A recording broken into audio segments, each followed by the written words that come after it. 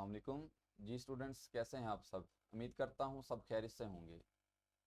सबसे पहले हम अपने सफ़र का आगाज़ करने के लिए अल्लाह ताला से दुआ करते हैं, ए रब्बे करीम हमें वो इल्म अता कीजिए जो वाक़यातन हमारे लिए नफ़ाए बख्श हो, और फिर इतना अच्छा इल्म मिल जाने के बाद हमें उस अमल की तौफ़ीक दीजिए जो तुझे पसंद आने वाला हो।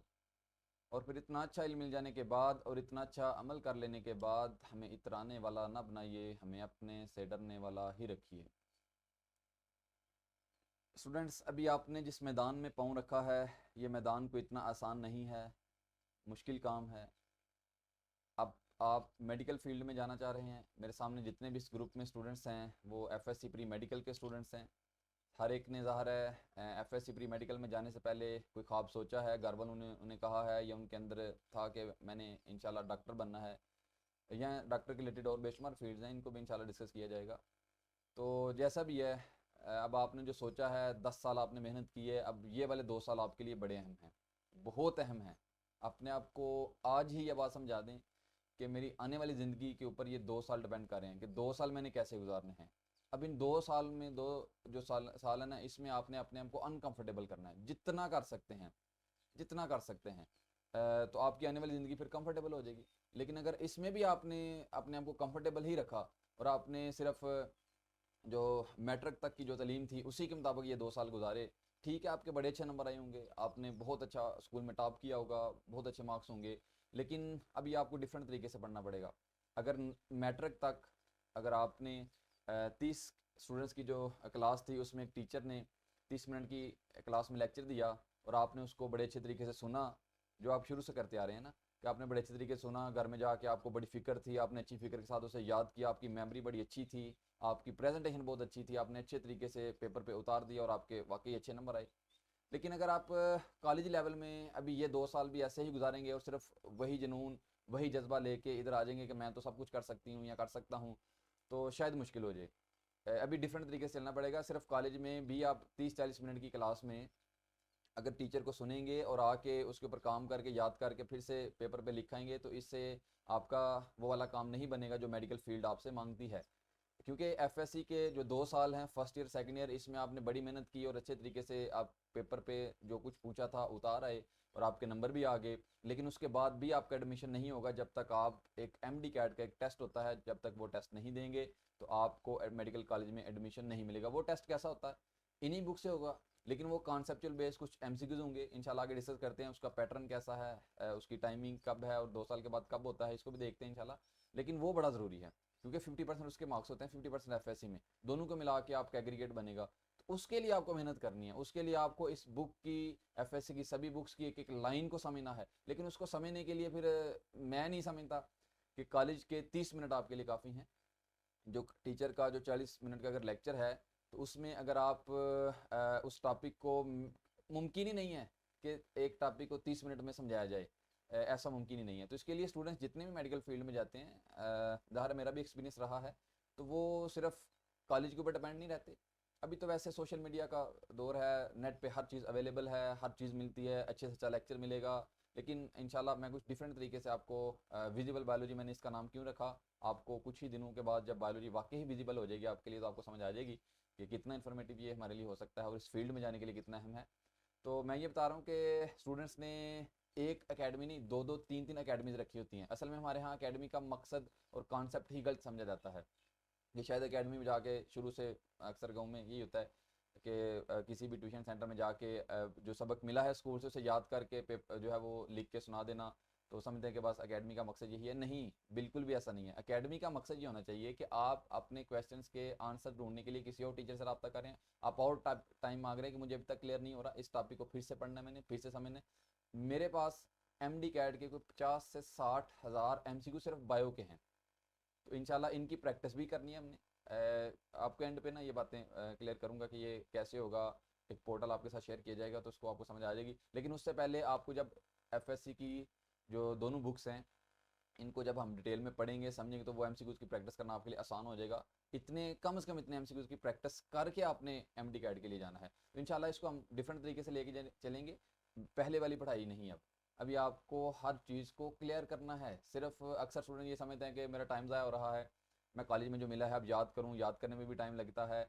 अच्छी बात है, लेकिन मैं फिर बता रहा हूँ, एंड पे आपको ये बातें समझ आएंगी। तो पहले ही अपने आप को बता लें कि अगर आपके अंदर वो मेडिकल फील्ड में जाने वाला डीएनए नहीं है ना, अगर आपके अंदर वो डिटर्मिनेशन नहीं है, अगर आपके अंदर वो डेडिकेशन नहीं है, अगर आपकी माइंड के अंदर वो स्ट्रेंथ नहीं है, तो फिर प्लीज़ आप इंजीनियर बन जाएं।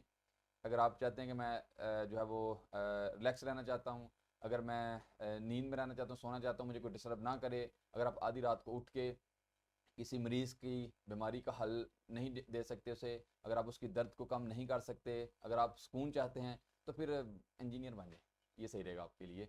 मेडिकल फील्ड में बहुत अच्छा है ये, बहुत अच्छी फील्ड है। इसमें आप इंसानियत की खिदमत, उनका दर्द कम करके कर सकते हैं। अल्लाह ही सब कुछ करने वाला है, लेकिन वसीला किसी को बनाता है। तो कोशिश करें, अल्लाह ताला से राब्ते में रहें इन 2 सालों में कि या अल्लाह मैं कुछ ऐसा काम करना चाहता हूँ या चाहती हूँ कि मैं लोगों के लिए आसानी पैदा करूँ, तो इसमें मेरी मदद करें, मुझे ये 2 साल कहीं किसी अच्छे मेडिकल कॉलेज में एडमिशन के लिए इतना काबिल बना दें। तो इंशाल्लाह इसमें हम कोशिश करेंगे विजिबल बायोलॉजी में कि बायोलॉजी आपके लिए आसान हो जाए, क्योंकि एम डी कैट में भी ज़्यादा परसेंटेज एम सी क्यू की बायो की ही होगी। 68 मार्क्स बायो के होंगे, टोटल 200 मार्क्स होते हैं। तो इंशाल्लाह इसको देखते हैं आगे। मेरे सामने अभी जो आपको पिक नज़र आ रही है, ये है स्टेथोस्कोप। स्टेथोस्कोप मैं इसे डॉक्टर की ज्वेलरी कहता हूँ। ये डॉक्टर की ज्वेलरी है और डॉक्टर का जेवर है। ये डॉक्टर को पहना हुआ बड़ा खूबसूरत लगता है। अगर हम मार्केट में इसके पैसों से अगर इसे ख़रीदें, इसकी कीमत लगाएं, तो कोई ज़्यादा महंगी नहीं है, 500-700 की आ जाएगी। लेकिन हमने इसे पैसों से नहीं ख़रीदना, इसे पैशन से, इसे जुनून से, इसे तड़प से, इसको हमने अपनी मेहनत से लेना है। जब क्या खूब होगा कि जब आप वाइट कोट सेरेमनी होगी एमबीबीएस में लास्ट ईयर में, स्टेथोस्कोप आपने पकड़ा होगा और आप अपने घर की तरफ आ रहे होंगे, उस वक्त जो आपकी फीलिंग्स होंगी ना, और उस वक्त जो आपके वालिदैन की जो फीलिंग्स होंगी, जो उन्होंने ख्वाब सोचा था कि मेरा बेटा या मेरी बेटी डॉक्टर बनेगा, हमारे लिए आसानी पैदा करेगा, लोगों के लिए आसानी पैदा करेगा, जो उनका ख्वाब था, जब वो आपको इस वाइट कोट में और इस स्टेथोस्कोप के साथ देखेंगे ना, तो आपके बूढ़े वालिदैन यकीन करें जवान हो जाएंगे, उनकी बीमारियां दूर हो जाएंगी। लेकिन स्टेथोस्कोप को सिर्फ सोच लिया और ऐसे ही काम नहीं बनेगा। स्टेथोस्कोप के साथ आपको अपनी इमोशंस को टच करना पड़ेगा। आपकी जो इमोशंस हैं, आप इसी के साथ जुड़नी चाहिए। जब किसी चीज़ के साथ इमोशन जुड़ जाती है ना, तो फिर इंसान जो है ना थकता नहीं है। फिर इंसान, मैं कहता हूँ कि इंसान की जो गाड़ी है ना, मेरी जो बॉडी है, इसका सबसे बड़ा जो फ्यूल जो इस गाड़ी को चला रहा है ना, वो खाना नहीं है, वो खुराक नहीं है, उससे भी बड़ा है तड़प। अगर तड़प होगी ना, तो फिर कम खाने के साथ भी इंसान बड़े काम कर लेता है। तड़प इंसान की गाड़ी का फ्यूल है। तो आपको इस स्टेथोस्कोप को हासिल करने के लिए वो तड़प लेके आनी पड़ेगी, वो इमोशन इसके साथ जोड़नी पड़ेगी। स्टेथोस्कोप एक स्टेथोस्कोप ही नहीं है, ये एक इमोशन है। अगर आपने ये बात समझी तो इसे हासिल करेंगे, ऐसे मुश्किल हो जाएगा। अब ठीक है, इंशाल्लाह हमने डॉक्टर बनना है, इसके लिए हमने स्टेथोस्कोप हासिल करना है, मेहनत से करना है। लेकिन अब मेहनत किस तरह करनी है, मैं ये बता रहा हूँ। फिर वही बात, पहले वाली स्टडी अब नहीं चलेगी। अभी आपको डिफरेंट तरीके से स्टडी करनी पड़ेगी। आपने जब भी पढ़ना है, कॉलेज का कोई भी काम है, घर में आके जब सेल्फ स्टडी कर रहे हैं, तो सबसे सेपरेट होकर पढ़ना है। ये मुमकिन ही नहीं है कि आप सबके साथ बैठ के अब आपको चीज़ों में डूबना पड़ेगा भाई। अब आपको एक एक टॉपिक के अंदर डूब के उसके रिलेटेड क्वेश्चन खुद से बनाने पड़ेंगे। सिर्फ टीचर के ऊपर आपको को डिपेंड नहीं होना पड़ेगा। जितने भी स्टूडेंट मेडिकल फील्ड में जाते हैं, जिनके एडमिशन होते हैं, वो सिर्फ टीचर के ऊपर डिपेंड नहीं हो सकता। आप कैसे अपनी 2 साल को सिर्फ एक टीचर के ऊपर छोड़ सकते हैं? आपको खुद से सोचना पड़ेगा। खुद से जो भी टॉपिक है उसको जब तक आपको क्लियर नहीं हो रहा, तो आप उसकी जान नहीं छोड़नी। उसके रिलेटेड आपने घर में आके सवाल लिखने हैं और उन सवालों को अगले दिन टीचर से पूछना है। और अगर टाइम नहीं मिल रहा तो कोई और बेहतर बेहतर जो है वो आप अपना ट्यूशन सेंटर ढूंढें, जैसे भी है, लेकिन उनको क्लियर करना है। ये सिर्फ एम डी कैट की तैयारी अभी शुरू हो रही है, इन्हीं बुक से आएगा सारा पेपर। तो उसके लिए आपको कैसे पढ़ना है? सेपरेट बैठ के पढ़ना है। लिख लें भाई मेरी बातों को, रजिस्टर पकड़ें सभी। आपने जब मेरी क्लास लेनी है ना, तो क्या करना है, मेरी क्लास जब आपने लेनी है, तो अपना जो भी सामान है, इनको आपने, जैसे सबसे पहले आपके पास एक एफएससी की जो फर्स्ट ईयर की जो बायोलॉजी की बुक है, वो आपके पास जरूर होनी चाहिए। अभी पकड़नी नहीं है आपके पास, तो एफएससी की जो फर्स्ट ईयर बायोलॉजी बुक है ज़रूर आपके पास होगी। आपके पास एक वो नहीं चाहिए, आपके पास एक रजिस्टर होना चाहिए, अलग से बायो का रजिस्टर रखना है। हर सब्जेक्ट का रजिस्टर अब अलग अलग लेके चलना है। ऐसे नहीं है, हर एक की कॉन्सेप्ट, हर एक की क्वेश्चन आपको अलग अलग नोट करने पड़ेंगे ताकि चीज़ें मिक्सअप ना हो। बायो का रजिस्टर आपने अलग लेना है। हर हर सब्जेक्ट का रजिस्टर अलग रखें आप कॉलेज में भी। उसके अलावा क्योंकि ये रजिस्टर आपके भर जाएंगे, अगर आपने मेडिकल फील्ड में जाना है और आपने एमडी कैट क्लियर करना है और पहुंचना है आगे, तो फिर ये रजिस्टर आपके भरे होने चाहिए, और एक एक नहीं, दो दो तीन तीन चार चार रजिस्टर आपके भरे होने चाहिए, क्वेश्चन से, उनकी अंडरस्टैंडिंग से, उनके ऊपर आपने जो वर्क किया है उससे भरने चाहिए। तो आपने मेरी क्लास जब लेनी है, आपके पास रजिस्टर हो, आपके पास जो भी आपका स्टेशनरी का सामान, पेंसिल वगैरह जितनी भी आपने उसको मुख्तलिफ हाईलाइट करना है वो आपके पास चीज़ें हों। उसके अलावा आप कोशिश करें कि ईयरबड इस्तेमाल करें, हैंड फ्री इस्तेमाल करें, ताकि आपके लिए बाहर का शोर कम हो और आपका फोकस मजीद बढ़े। सेपरेट और चेयर पे बैठ के पढ़ना है, टेबल सामने हो, जिस तरह ये आपको मैं दिखा रहा हूँ इधर स्टडी टेबल जो है, इस पर आपने चेयर पे बैठ के पढ़ना है, सेपरेट होकर पढ़ना है। और कोशिश करें अब अपनी टाइमिंग जिस तरह भी आप सेट कर सकते हैं, वो आपको देखना पड़ेगा कि आपके लिए कौन सा टाइम ठीक रहता है पढ़ने का, लेकिन सेपरेट बैठ के पढ़ना है। ऐसे नहीं होगा, अगर आप थक गए हैं तो थोड़ा टाइम ले लें, लेकिन पढ़ना आपको अलग से ही बैठ के पड़ेगा ताकि आपका फोकस बढ़े इसमें। ये Punjab text book first year की बायोलॉजी की जो बुक है, इसका आपके सामने फ्रंट पेज है। इस बुक के टोटल 14 चैप्टर हैं। हर चैप्टर को इंशाल्लाह हम डिटेल में देखेंगे। हर चैप्टर एक ब्यूटीफुल स्टोरी है और आपने स्टोरी समझ के ही इसको, मैं स्टोरी टेलर हूँगा, आप सुनने वाले होंगे, मैं बताना चाहूँगा, आप सीखना चाहेंगे, और इसी दौड़ में इंशाल्लाह हम एमडी कैट को 60 आउट बाय 60 आउट इंशाल्लाह इसमें लेंगे। और मेरी कुछ क्लासेस लेने के बाद ना, ये सिर्फ बायो में ही आपको फ़ायदा नहीं होगा, कुछ क्लासेस लेने के बाद आपकी सोच का जो जाविया है ना वो बदल जाएगा। केमिस्ट्री फिजिक्स भी आपको, उसमें भी आप सेटिस्फाई नहीं हो सकेंगे और आप कहेंगे कि शायद मुझे अभी क्लियर नहीं हो रहा, मुझे इसको ऐसे देखना चाहिए, मुझे इसको ऐसे देखना चाहिए, तो ऐसे ही काम बनेगा। तो थोड़ा सा बस आपने देखना है, कुछ क्लासेस लेनी है आपने। अगर आपको लगेगा कि मेरा इसमें फ़ायदा नहीं हो रहा, वाकई ही 1 घंटा मेरे लिए इतना जो है वो फ़ायदेमंद नहीं साबित हो रहा, तो प्लीज़ आप इसको इधर ना बैठें, आप इसको छोड़ें। बिल्कुल भी आपको मजबूर नहीं किया जा रहा, आपके फ़ायदे के लिए ये काम है। अगर आपको नहीं लगेगा तो बिल्कुल भी, लेकिन एक बात आपने आपको समझा लेनी है, मेरी जो क्लास है वो डेली लेनी है, एक भी क्लास मिस नहीं करनी, एक भी मिनट आपने इस क्लास का मिस नहीं करना। इंशाल्लाह इसको मैं 1 घंटे तक लेके जाया करूँगा। वो जो 1 घंटा होगा वो आपके आने वाले अगले जो 23 घंटे होंगे उस दिन में, उनके लिए भी बड़ा फ़ायदेमंद साबित होगा। तो आपने इसको मेरी जो भी बात होगी वो आपके लिए फ़ायदेमंद होगी इंशाल्लाह। कोई भी बात सिर्फ मेरी अपनी बात नहीं होगी, सिर्फ मेरा अपना तजुर्बा भी होगा उसमें, कुछ बुक्स का नॉलेज भी होगा। आपके साथ जो भी बात शेयर की जाएगी वो सिर्फ हाइपोथेटिकल कोई भी बात नहीं होगी, आपके फ़ायदे के लिए सारी बातें होंगी। अमल करना बड़ा ज़रूरी होगा। तो 14 चैप्टर है इंशाल्लाह, हर चैप्टर को हम सीखेंगे, हर चैप्टर को सीखेंगे, समझेंगे हर चैप्टर को। इंट्रोडक्शन पहला चैप्टर है, अभी मैं इनको नहीं बता रहा क्योंकि हमारी जो ओरिएंटेशन बेस्ड क्लास है इसमें हर चैप्टर को अब मैं नहीं बताऊंगा कि इस चैप्टर में हम क्या पढ़ेंगे, इसमें क्या पढ़ेंगे, फिर इसी पे ज़्यादा टाइम लग जाएगा। लेकिन आपको पहले बताना ज़रूरी है कि आपके जो चैप्टर हैं फर्स्ट ईयर बुक के कितने हैं। 14 चैप्टर हैं टोटल। पहला चैप्टर इंट्रोडक्शन है, दूसरा बायोमोलिक्यूल है, बड़ा इंटरेस्टिंग चैप्टर है, तीसरा इंजाइम है, बहुत इंटरेस्टिंग है, चौथा जो है वो सेल वाला चैप्टर है, बहुत इंटरेस्टिंग है भी, इसको इंशाल्लाह हम देखेंगे समझेंगे कि उसके अलावा जो पांचवा चैप्टर है वो वेराइटी ऑफ लाइफ है। छठा चैप्टर, इधर मैंने किंगडम प्रोटिस्टा लिखा है लेकिन एक और भी है, छठा चैप्टर जो है वो किंगडम मुनेरा या प्रोकैरियोट्स है, ये छठा चैप्टर है। और ये सातवां है ये किंगडम प्रोटिस्टा है। जो चैप्टर नंबर 8 है वो किंगडम फंजाई है। चैप्टर नंबर जो 9 है वो किंगडम प्लांटी है। देखिए आपने 5 किंगडम पढ़े हैं, तो ये 5 किंगडम, हर किंगडम का एक एक चैप्टर है इसमें। पहला चैप्टर, दूसरा चैप्टर बायोमोलिक्यूल है, तीसरा एंजाइम है, चौथा सेल है, वैरायटी ऑफ लाइफ पे आ गया, और आगे हर लाइफ का एक एक फाइलम किंगडम बना हुआ है, तो उसको हर चैप्टर में रखा हुआ है। चैप्टर नंबर जो 10 है, जो कि हमारा पांचवा किंगडम है, किंगडम एनिमल है, जिससे हम खुद बिलोंग करते हैं, इसको हमने देखना है कि इसमें इसकी क्लासिफिकेशन क्या है, फाइलम कितने हैं, उनकी खसूसियत क्या है। बहुत आसान है। बायोनर्जेटिक्स चैप्टर 11, उसके बाद न्यूट्रिशन, गज़ा के रिलेटेड कि हम जो खाना खा रहे हैं इसके साथ क्या सलूक किया जाता है, हमारी बॉडी इसको कैसे हजम करती है, बहुत इंटरेस्टिंग है, एमडी कैट के लिए बड़ा इंपॉर्टेंट है। गैसेस एक्सचेंज, इसमें से एमडी कैट के क्वेश्चन आते हैं।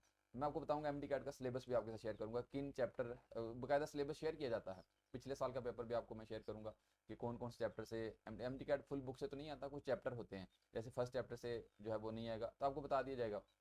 उसके बाद लास्ट चैप्टर है ट्रांसपोर्ट, इंशाल्लाह इसको भी हम बड़ी डिटेल में देखेंगे।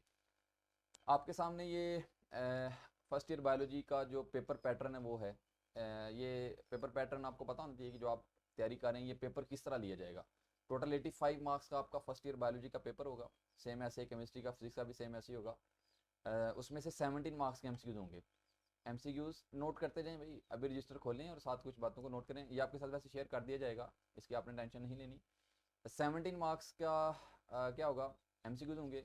टोटल चैप्टर कितने हैं, 14 एमसीक्यूज होंगे, 17 मार्क्स, इसका मतलब 3 एमसीक्यूज ऐसे होंगे, यानी कि 3 चैप्टर ऐसे होंगे जिनमें से 2 एमसीक्यूज आएंगे। तो बिल्कुल चैप्टर नंबर जो 10 है, चैप्टर नंबर 11 और चैप्टर नंबर 14, इनमें से 2 एमसीक्यूज आएंगे। तो टोटल 17 बन जाएंगे। उसके अलावा जो दूसरा क्वेश्चन होगा पेपर का वो शॉर्ट क्वेश्चन का होगा।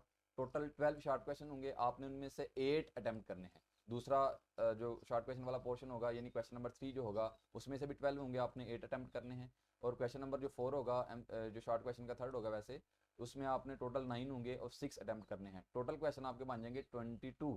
हर क्वेश्चन 2 मार्क्स का होगा, 44 मार्क्स बन जाएंगे। और 17 जो है वो MCQs वाले, तो 61 मार्क्स आपके ये बन गए। उसके अलावा लॉन्ग क्वेश्चन का पोर्शन शुरू हो जाएगा। टोटल 5 लॉन्ग क्वेश्चन होंगे, आपने उनमें से कोई से 3 करने हैं। AB पार्ट के साथ होंगे यानी टोटल 10 लॉन्ग क्वेश्चन होंगे। तो जो आपको पेयर सही आता है उसमें से 3 पेयर आपने सेलेक्ट करने हैं। तो एक जो है वो पेयर जो है वो 8 मार्क्स होगा, टोटल 24, और 61 85 मार्क्स का आपका पेपर होगा। Long question total AB part के साथ 10 आएंगे। चैप्टर हैं कितने? 14। जिसका मतलब 4 चैप्टर ऐसे हैं जिनमें से लॉन्ग क्वेश्चन नहीं आता, बिल्कुल हैं ऐसे। चैप्टर नंबर 3 इसमें से लॉन्ग नहीं आता, शार्ट आते हैं भाई, इंपॉर्टेंट शार्ट आते हैं, अहम है। और उसके अलावा चैप्टर नंबर जो 7 है इसमें से भी लॉन्ग नहीं आता, शार्ट आएंगे।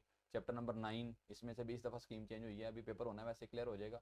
चैप्टर नंबर 9 से भी लॉन्ग नहीं आएगा, चैप्टर नंबर 10 में से भी लॉन्ग नहीं आएगा। ये 4 चैप्टर ऐसे हैं, चैप्टर नंबर 3, चैप्टर 7, 9 एंड 10, जिनमें से लॉन्ग क्वेश्चन नहीं आता लेकिन शार्ट ज़्यादा आते हैं। और आपका जो शार्ट वाला पोर्शन है इसको कवर करने के लिए बड़े अहम होंगे। ये मैं आपको पेयरिंग स्कीम नहीं बता रहा, पेपर पैटर्न बताया है। इंशाल्लाह हमने हर चैप्टर को डिटेल में देखना है, आपको ये इस तरफ जाने की जरूरत ही नहीं पड़ेगी कि किस चैप्टर को किसके साथ करूँ, किसको किसके साथ करूँ। जब आपको हर चीज़ तैयार होगी तो, और तैयार करना है क्योंकि सिर्फ FSC के लिए नहीं, हमें इसे MD कैट के लिए भी तैयार करना है। MD कैट का जो पेपर पैटर्न है, MD कैट की फुल फॉर्म मैंने आपको बता दी है। मेरे ख्याल में आपको FSC की फुल फॉर्म भी पता होना चाहिए। आप FSC प्री मेडिकल में, तो FSC की फुल फॉर्म क्या है? फैकल्टी ऑफ साइंस, यानी कि आप फैकल्टी का मतलब जीनियस मास्टर, आप साइंस के जीनियस मास्टर बन जाएंगे। आप साइंस आपको समझ आ रही है, लेकिन साइंस तभी समझ आएगी जब आप इसको समझना चाहेंगे। MD कैट की full form medical and dentist college entry test जो है, इसके लिए वो जो है वो आपका एक टेस्ट कंडक्ट करेंगे। 200 मार्क्स का टेस्ट होगा। पहले नेगेटिव मार्किंग होती थी कि अगर आपको 200 MCQs है और उसमें से आपने 200 का 200 टिक किया है और 150 आपके सही हैं और 50 गलत हैं, तो वो 50 जो गलती की आपने वो और नेगेटिव मार्किंग हो गया, आपके पीछे 100 मार्क्स रह जाता था। लेकिन अभी उन्होंने ये काम खत्म कर दिया है। 200 नंबर के MCQs होंगे और नेगेटिव मार्किंग नहीं होगी। अगर आपके 200 के 200 टिक किए हैं और 180 आपके ठीक हैं और 20 गलत हैं, तो नंबर आपके 180 ही रहेंगे। 60% नंबर लेना MD कैट में ज़रूरी है, इससे कम वाला तो फेल कैटेगरी में आ जाएगा। वो तो मेरिट लिस्ट में भी नहीं आएगा ना, तो ना वो प्राइवेट एडमिशन ले सकता। प्राइवेट के लिए भी 60% तो ज़रूरी होते हैं। जो MD कैट में सब्जेक्ट हैं उनमें से MCQs की जो रेशियो है वो क्या है? बायो में सबसे ज़्यादा होते हैं, 68 बायो में होंगे। केमिस्ट्री में 54 होंगे, फिजिक्स में 54 होंगे, इंग्लिश में 28 MCQs होते हैं। इंग्लिश भी साथ आपको समझनी पड़ेगी, इसकी ग्रामर, इसके सिनोनिम्स, हर चीज़ आपको हर चीज़ क्लियर करनी पड़ेगी। लॉजिकल रीजनिंग के 6 शॉर्ट क्वेश्चन 6 जो है वो MCQs होंगे लॉजिकल रीजनिंग के बारे में। टोटल 200 MCQs बनेंगे। सबसे ज़्यादा बायो के होंगे और सिर्फ फर्स्ट ईयर के नहीं, फर्स्ट ईयर सेकंड ईयर दोनों को शामिल करके, फर्स्ट ईयर को भी और सेकंड ईयर, ये फिजिक्स के भी ऐसे, केमिस्ट्री के भी ऐसे, दोनों को शामिल करके। लेकिन आपकी जो बायो की बुक है ना, इसको आपको पढ़ना पड़ेगा। टोटली जितना भी MCQs आएगा वो आपकी इस बुक से आएगा। ये जो बायो की बुक है FSC की, जो फर्स्ट ईयर की बायो की बुक है सेम है, कैसे ही सेकंड ईयर की बायो की बुक है। 14 चैप्टर इसके हैं, 13 सेकंड ईयर में है, तो टोटल 27 चैप्टर होंगे। 27 का भी ना एक थोड़ा सा कम करके एक सिलेबस दिया रहता है MD कैट का। हर चैप्टर से MD कैट वो सिलेबस बताएंगे और उसी में से आएगा। तो मैं ये कह रहा हूँ कि आपको इस चैप्टर, मेरे ख्याल में अभी आप ना बुक ये सामने रखें प्लीज़, पकड़ें सभी बुक, रखें ना अभी सामने बुक रखें। आज पहली क्लास में आपको एक काम ज़रूर करना है, बुक के साथ एक ईमानदारी दिखानी है। बुक रखें, शाबाश, पकड़ें, गुड, आप भी पकड़ें, गुड जी, ओके। ये बुक आपने सामने रखी और बुक को देखें। कहना है आपने कि आमना व सदकना, फर्स्ट ईयर की बायोलॉजी, आपके ऊपर जो कुछ भी लिखा है ना, मैं ये बात मानता हूँ कि आपके ऊपर लिखा हुआ हर लफ्ज़ सच है। मैं इसके ऊपर ईमान लाता हूँ। आपके ऊपर लिखी हुई हर लाइन, हर साइड बॉक्स, हर डायग्राम के ऊपर पूरा पूरा ईमान लाता हूँ। मैं इसको समझूंगा और आपकी हर बात सच है। इसके साथ आपको ईमानदारी दिखानी पड़ेगी। इसके साथ वादा करना है आपने कि, और टोटली आपको कहीं इधर उधर जाने की ज़रूरत नहीं है, इस बुक को समझना है। मैं तजर्बे से बता रहा हूँ आपको, MD कैट का जो पेपर होता है वो टोटली आपकी टेक्स्ट बुक से ही आएगा। बस आपको यह है कि कुछ लाइन को चेंज किया जाएगा, आगे पीछे किया जाएगा, आपके कॉन्सेप्ट चेक किए जाएंगे। अगर आपने इसको सही पढ़ा है तो फिर आपको प्रैक्टिस के लिए जो मैं MCQs दूंगा ना, आपको समझ आ जाएगी कि वाकई आपके लिए आसानी है कि नहीं। फिर से आपको पता नहीं MD कैट का पैटर्न सब कुछ, ज़रा इसको देख लें। पाकिस्तान में टोटल जो मेडिकल कॉलेजेस हैं वो 48 हैं।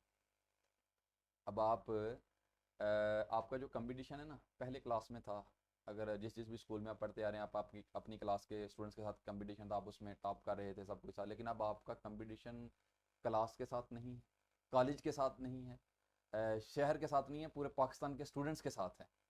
तो कंपटीशन अब इतना बढ़ गया, तब आपको तो फिर बहुत मेहनत करनी पड़ेगी ना। अब आप अपने आप को पहले बता लें, भाई ये पहली क्लास बड़ी अहम है, ध्यान से सुनना है इसको।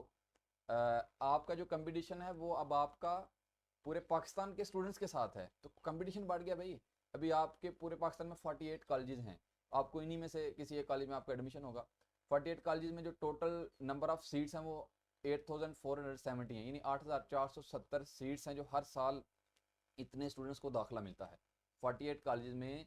समझे कि 8500 जो स्टूडेंट्स हैं इनको सिर्फ दाखिला मिलेगा। और जो एप्लीकेबल स्टूडेंट्स होते हैं जो कि एफएससी में आए हैं और जो एमडी कैट का टेस्ट भी देंगे, तो वो हैं 2 लाख, यानी कि 2 लाख स्टूडेंट हैं और हर साल सिर्फ 8470 स्टूडेंट्स को सिर्फ दाखिला मिलेगा, बाकी को तो नहीं ना मिलेगा। कंपटीशन बहुत ज़्यादा है, मेरे ख्याल में एक सीट के लिए ना 23 स्टूडेंट्स फाइट कर रहे हैं। तो कंपटीशन बहुत बढ़ गया है, कंपटीशन बहुत बढ़ गया है, आप एक सीट के लिए इतने स्टूडेंट्स काम कर रहे हैं, तो अब आपको थोड़ा सा मेहनत करनी पड़ेगी। एग्रीगेट आपके अगर जहन में ये बात आ रही है कि सर ये एग्रीगेट कैसे बनेगा, किस तरह लिस्ट लगती है क्या है, तो उसको भी थोड़ा सा देख लेते हैं। टोटल अगर आपका एफएससी का 1100 मार्क्स है, तो उसमें से सपोज करें आपने 50% एफएससी के होते हैं नंबर और 50% एमडी कैट के। पहले 10% जो थे वो मैट्रिक के भी लेते थे, और 40% एफएससी के और 50% एमडी कैट के। अब उन्होंने मैट्रिक ख़त्म कर दिया बिल्कुल, और एफएससी के 50 कर दिए हैं और एमडी कैट के 50। इन दोनों को मिला के अगर आपके 90 प्लस बन रहे हैं तो आप समझे कि सिक्योर हैं और आपका मेडिकल कॉलेज में एडमिशन हो जाएगा। कैसे बनता है 90%, आपको वो बताने लगा हूँ। एफएससी में अगर आपका 1100 मार्क्स है तो लिखें, रजिस्टर पकड़ें सभी, शाबाश, रजिस्टर के ऊपर लिखें 1100। चले मैं भी लिखता हूँ, 1 मिनट तक।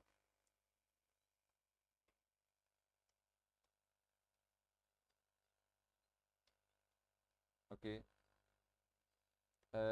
रजिस्टर पकड़ लिया सबने। आपने करना क्या है कि सबसे ऊपर लिखें जो आपके टोटल मार्क्स हैं। 1 मिनट प्लीज़, मुझे भी ज़रा इधर लेके आने लेने दें ताकि मैं आपके सामने लिख सकूँ, समझ आ जाए आपको कि आपने एग्रीड कैसे निकालना है। भाई होना पता होना ज़रूरी है, ज़ाहिर जिस फील्ड में आप जा रहे हैं उसका इल्म होना ज़रूरी है कि किस तरह आपको मेहनत तो बाद में करेंगे ना, पहले आपको तरीका तो पता होना चाहिए ना। अल्लाह अकबर। ओके, आपने अगर रजिस्टर पकड़ लिया तो आपने सपोज करें, एक हम अजम्पशन करते हैं कि आपने एफएससी में जो मैट्रिक हैं, जो नंबर हैं आपके वो कितने हैं, सपोज करें आपके आगे हैं 1050। लिखें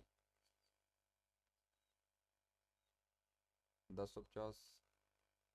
मेरा पेन नहीं सही काम कर रहा है, 1 मिनट ज़रा, असल में मैं इसका पेन मुझे मिला नहीं था।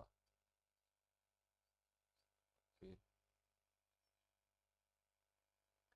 1050 टोटल नंबर कितने थे, 1100। 50% लेने हैं तो 50 के साथ मल्टीप्लाई कर दें इसे, आप चेक करें कितना आता है। 50 के साथ मल्टीप्लाई करें इसे तो कोई 47 के करीब मेरे ख्याल में बनेगा, ये चेक कर लें आप। ओके, ये आपने एफएससी के नंबर, यानी कि आपने एफएससी में 47% नंबर ले लिए अगर आपके 1050 नंबर आ गए हैं। इसके लिए भी बड़ी मेहनत करनी पड़ेगी। मैट्रिक के पेपर अलग थे, अब डिफरेंट तरीके से पेपर आएंगे इसके भी। और अगर आपने उसके बाद इतने नंबर तो आपके आ चुके हैं, एमडी कैट में भी आप ऐसे कैलकुलेट करें, सपोज करें कि आपके 180 मार्क्स आए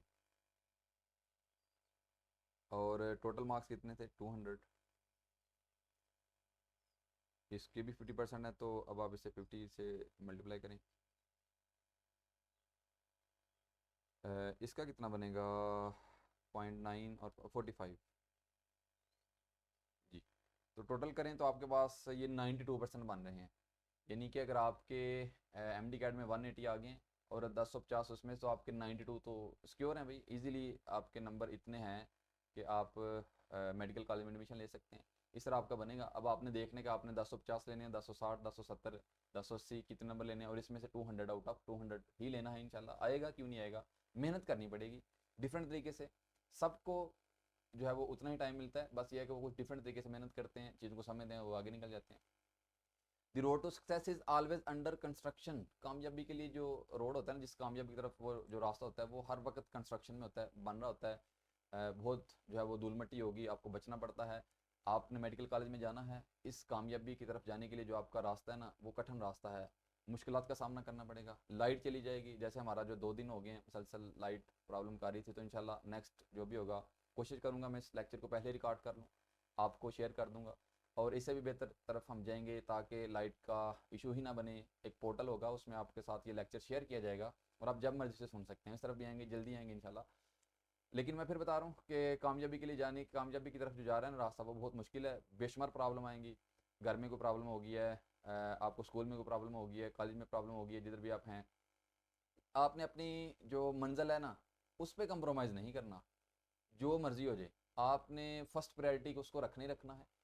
हालात कभी भी आपके मुताबिक नहीं होंगे, हालात कभी भी आपको आपके मुताबिक, जो आप चाहते हैं कि सब कुछ मेरी सराउंडिंग में ठीक हो जाए, मेरे पास भी इस तरह की एक लाइब्रेरी आ जाए, इस तरह का मेरे पास एक सेटअप आ जाए और कंफर्टेबल माहौल मिल जाए, मुझे डिस्टर्ब करने वाला कोई ना हो, तो फिर मैं पहुंच जाऊंगी। मुश्किल है।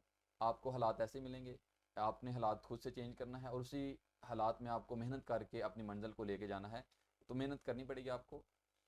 लेकिन उससे पहले अगर आपने गोल पहले अपना जल्दी सेट कर लें भाई। ज़ाहिर है सोच तो लिया आपने मेडिकल फील्ड में जाने लगे हैं, तो लेकिन आपने हमको बता दें कि मेरा ये गोल है, ये मेरा ये मकसद है और इस गोल को अब मैंने हासिल करना है। वो जो आपने ख्वाब सोचा ना, ख्वाब इस तरह सोचें कि वो अब आपको सोने ना दे।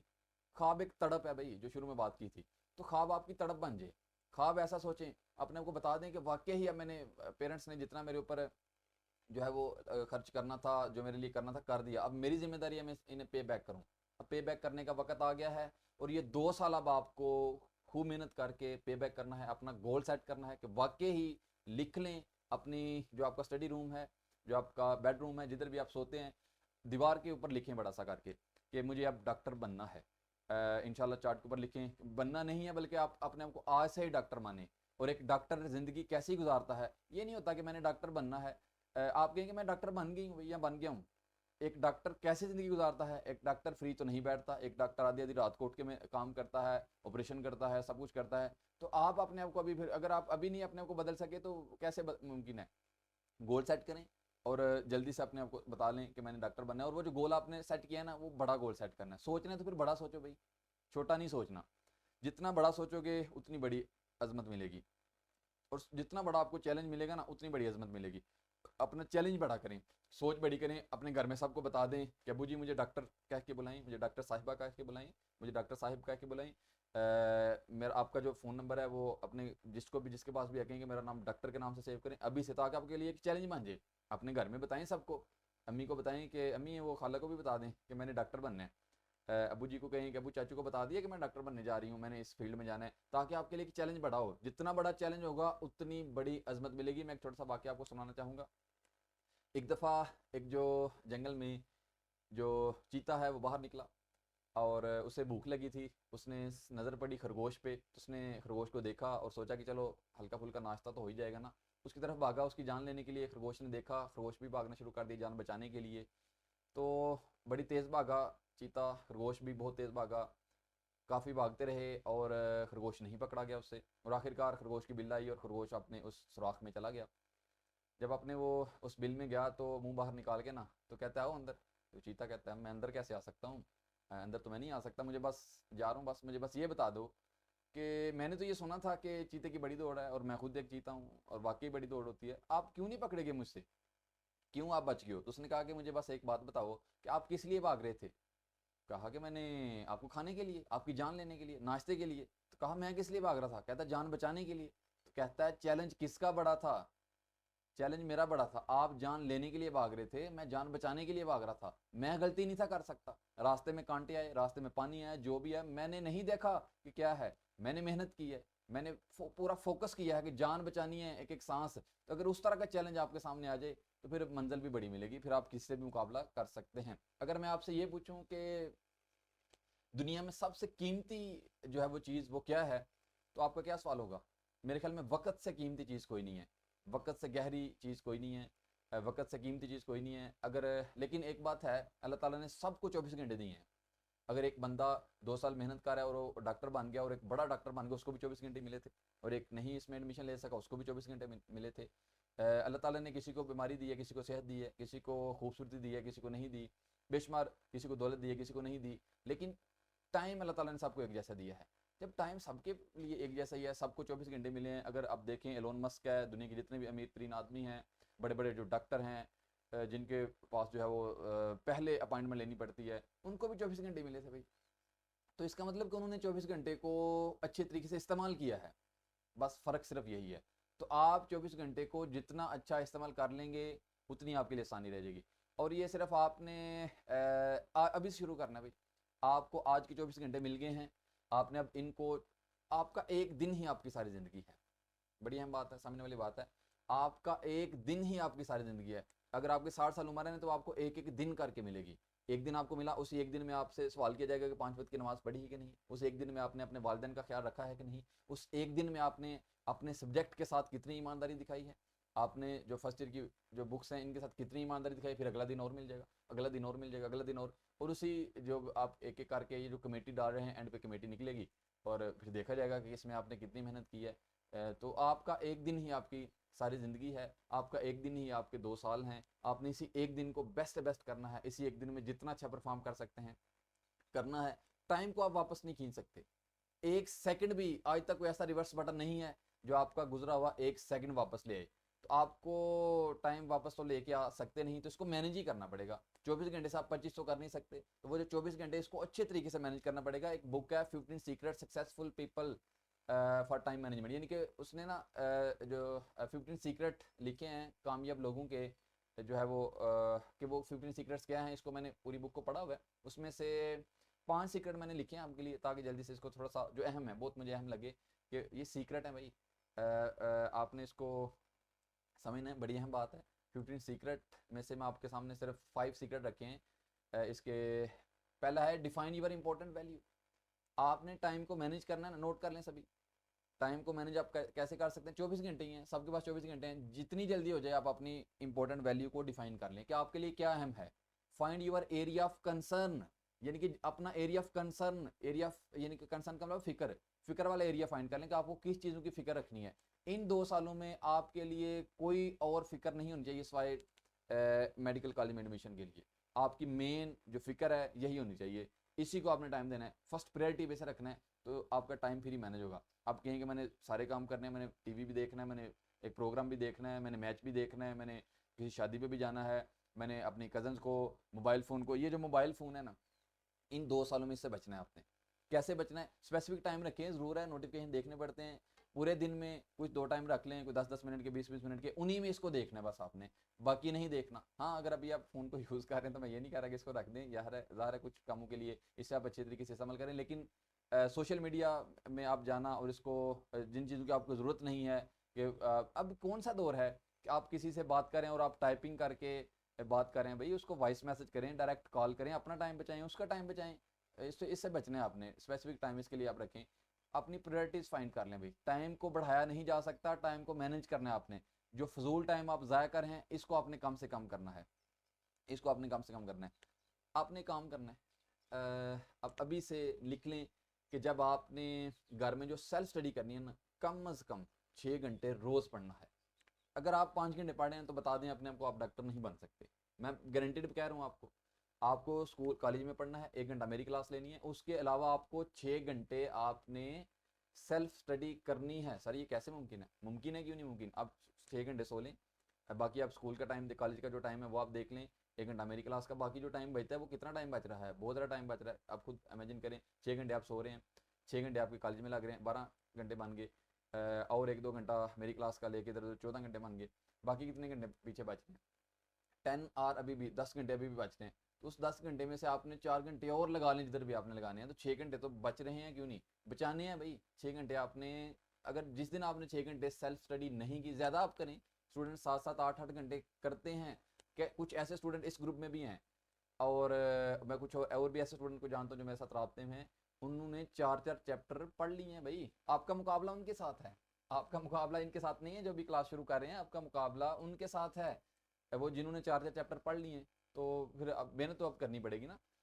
अपनी इंपॉर्टेंट वाली को जल्दी से डिफाइन करें कि मेरे लिए अहम क्या है, और उसके ऊपर आपने ज़्यादा टाइम उसको देना है। माइंडफुलनेस बड़ा अहम है, पूरा एक चैप्टर लिखा हुआ है इस बुक में, मैं जल्दी से बताने की कोशिश करता हूँ कि आपको 24 घंटों में ना माइंडफुलनेस होकर काम करना पड़ेगा, हर वक्त अलर्ट रहना पड़ेगा। जैसे भी अगर आप मेरी क्लास ले रहे हैं और इसमें आप माइंडफुलनेस नहीं है, आपका फोकस इधर नहीं है, तो आपका 1 घंटा तो ज़ाया हो गया ना।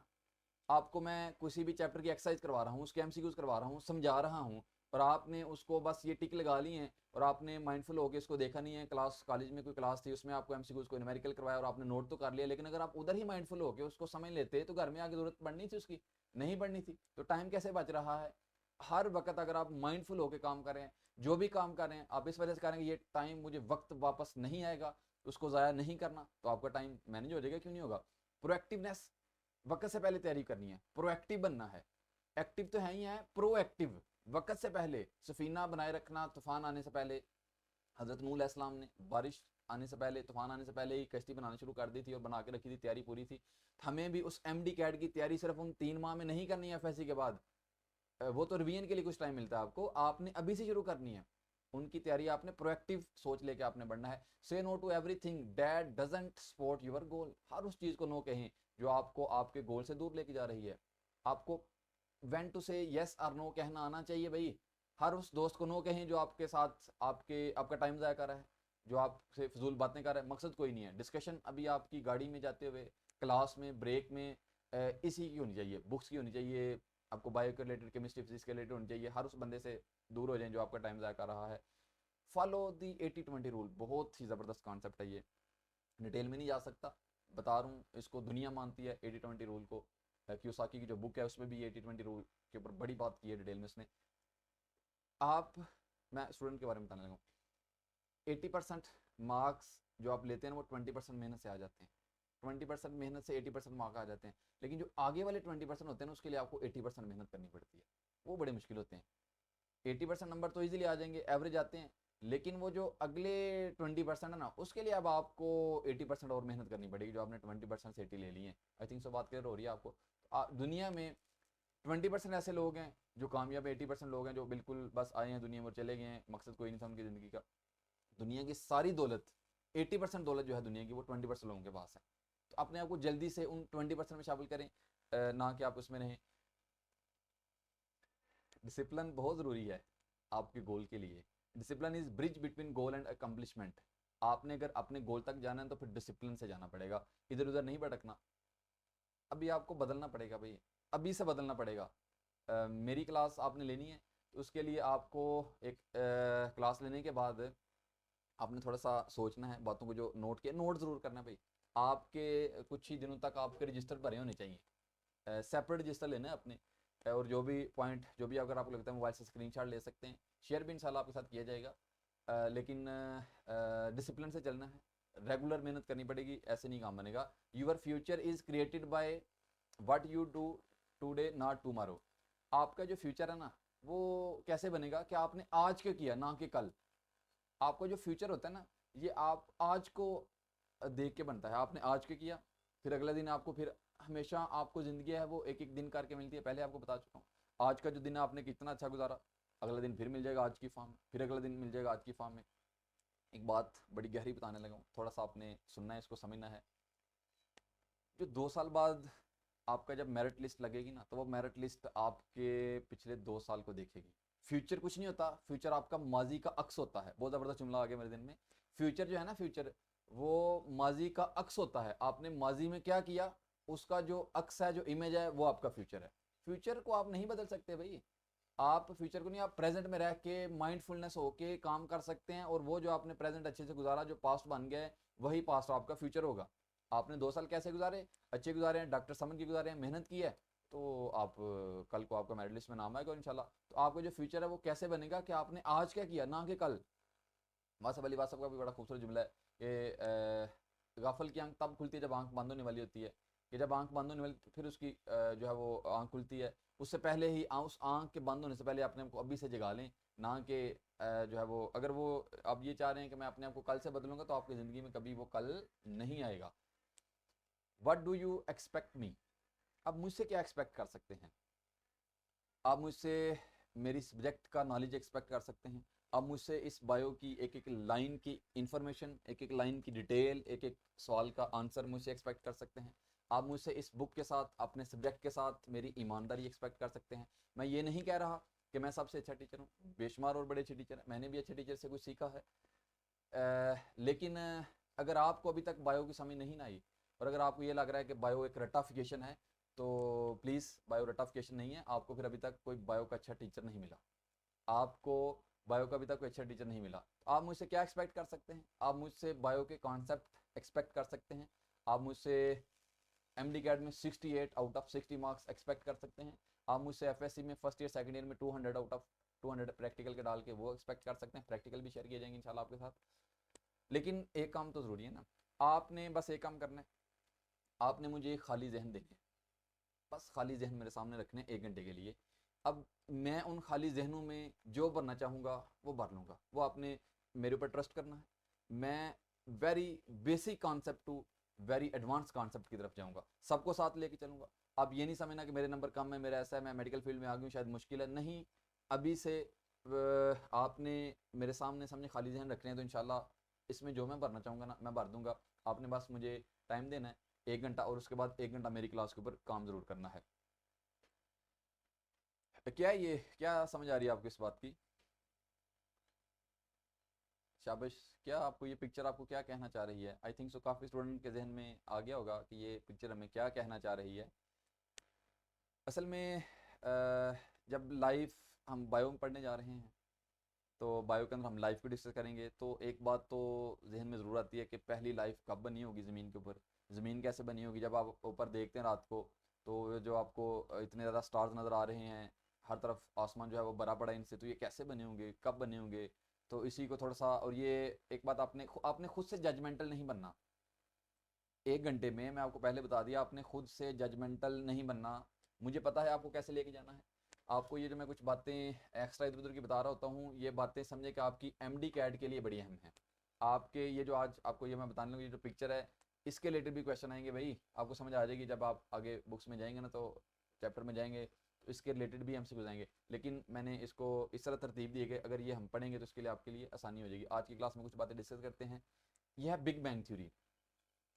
साइंस ये कहती है, साइंटिस्ट का ये नज़रिया है, उनकी ये सोच है, उन्होंने एक जो थ्योरी दी है कि आज जो आपको नज़र आ रहा है कि आपका जो सूरज है, इतने प्लैनेट्स हैं, इतनी बड़ी यूनिवर्स है जो आप ऊपर देखते हैं, और आपको स्टार ही स्टार नज़र आ रहे होते हैं।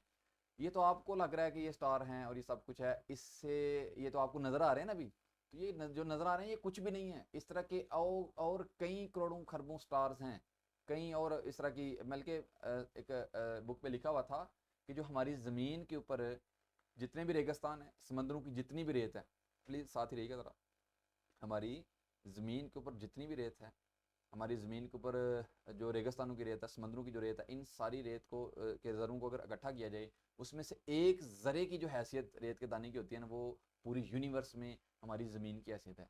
यानी कि जिस ज़मीन पे हम हैं ना, ये तो कुछ भी नहीं है।